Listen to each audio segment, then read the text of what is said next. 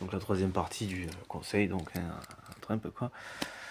Il n'est jamais trop tard donc pour rectifier, et dans ce que vous posez donc dans votre fonctionnement économique et dans votre réaction par rapport à Poutine, vous ne vous grandissiez pas. Là, on a juste la démonstration de quelqu'un qui se comporte comme un petit, puisque c'est quelque chose qui semble vous motiver, qui se comporte comme un petit garçon peureux. Hein, puisque vous agressez des personnes par rapport auxquelles vous pensez qu'il n'y aura pas de réponse, jusqu'à ce qu'il y en ait, et vous vous retirez.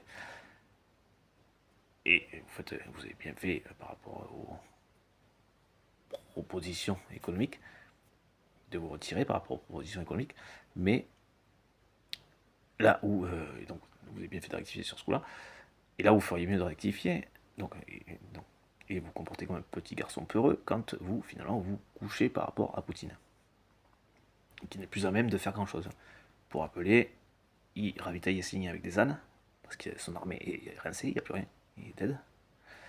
Après, il a dû se remobiliser, il a dû trouver des Lada, quelque part, des voitures, des vieux 4x4. Et là, donc, plus récemment, apparemment, on voit qu'il envoie ses soldats sur ligne avec euh, des trottinettes. Tiens, électriques, peut-être, éventuellement. Sinon, je vois pas l'intérêt. Mais c'est dire l'état de l'armée russe, quoi. Hein. Et ce que je dis, l'état de l'armée russe, c'est dire l'état d'agonie, ou à peu de choses près de l'armée russe, enfin, d'exaspération, d'épuisement. Enfin, voilà. Est valable pour nous Européens et valable pour les États-Unis, puisque là c'est plutôt la destination pour les Américains, pour Trump en tout cas, et les Américains effectivement.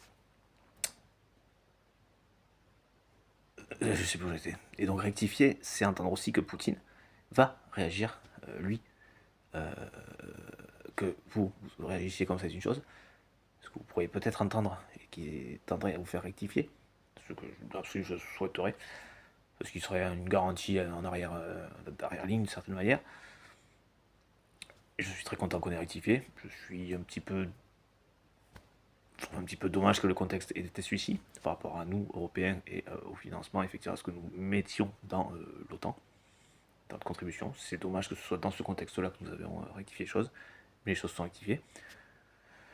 Rectification donc, qui implique effectivement notre sécurité, que ce soit par rapport au Danemark ou à un territoire qu'elle protège aussi, donc c'est bon, on a rectifié, enfin on continue. Je dis pas que le truc est réglé à 100%, mais on continue. Donc il n'y a plus de problème du côté du Groenland, sachant qu'il n'y en avait pas forcément non plus, hein, et pas avant, il y en a encore moins. Voilà.